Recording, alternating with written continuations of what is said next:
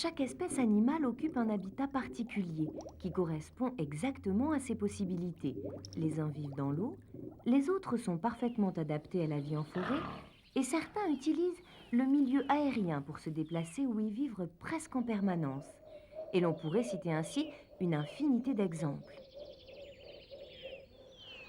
Cependant, quelques animaux ou familles animales montrent des formes d'adaptation plus précises que les autres. Prenez l'exemple des insectes. Avez-vous déjà remarqué avec quelle facilité une mouche s'accroche et se déplace sur n'importe quel support à la recherche de sa nourriture? Le secret se trouve à l'extrémité de ses pattes, vues ici au microscope électronique. Chacune d'elles se termine par 2 crochets comme celui-ci. En plus des crochets, chaque patte dispose d'un petit coussinet appelé pelote, recouvert de centaines de petits poils recourbés. Chacun d'entre eux mesure à peine quelques centièmes de millimètre, mais est capable de s'accrocher à la plus petite aspérité, exactement comme du velcro. C'est grâce à eux, par exemple, que les mouches peuvent marcher sur les vitres. Les mouches et les insectes ne sont pas les seuls à jouer les acrobates. Connaissez-vous un petit lézard appelé gecko? Lui aussi est un maître dans l'art de se déplacer sur les parois verticales.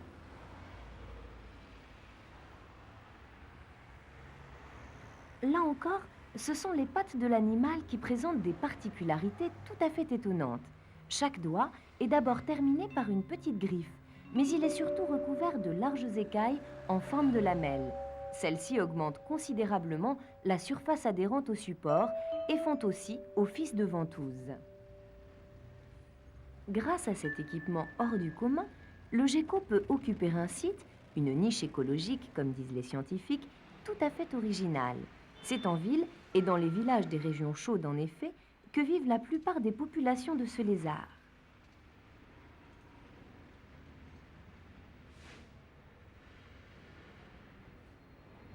Là, à la nuit tombée, les geckos sortent de leur cachette et, agrippés aux façades des maisons, ils chassent les petits insectes attirés par la lumière des réverbères.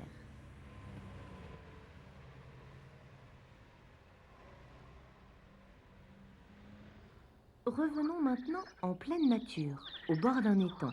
Certains animaux qui colonisent cet endroit ont un peu à la manière du gecko un domaine de vie très spécialisé. Ils ne sont pas franchement aquatiques, puisqu'ils ne vivent pas dans l'eau, et pas non plus aériens, car ils ne volent pas. Ce sont des insectes appelés les gérisses, ou aussi, à tort, araignées d'eau. Les araignées d'eau, quant à elles, existent vraiment et ont un mode de vie proche des gérisses. Celle-ci est la dolomède. Toute leur vie se déroule à la limite de l'eau et de l'air. Pour cela, ces animaux sont dotés de pattes très longues, imperméabilisées et courbes. Celles-ci leur permettent de flotter parfaitement sans jamais briser la surface de l'eau qui les soutient.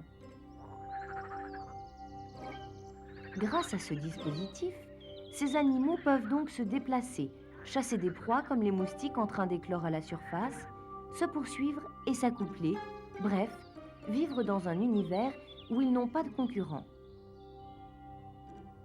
De l'eau à la terre, ne faisons qu'un pas, à la poursuite d'une drôle de bestiole, elle aussi très spécialisée.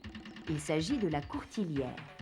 C'est un animal qui déteste se montrer à l'air libre, alors profitons de l'occasion pour l'examiner de plus près. Regardez ces 2 énormes pattes de devant, transformées en sorte de pelle puissante et griffue. Voilà encore une adaptation morphologique un peu spéciale qui permet à la courtilière de creuser la terre avec une facilité déconcertante.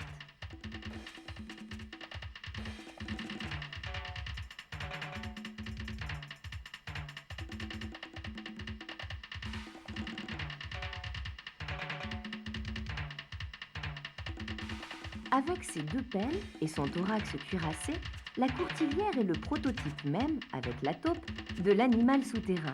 Elle passe quasiment toute sa vie dans le sol, creusant galerie sur galerie, croquant au passage les racines des légumes du jardin. Elle ne met le nez dehors, à l'entrée d'un de ses trous, que pour chanter. Écoutez, c'est étrange.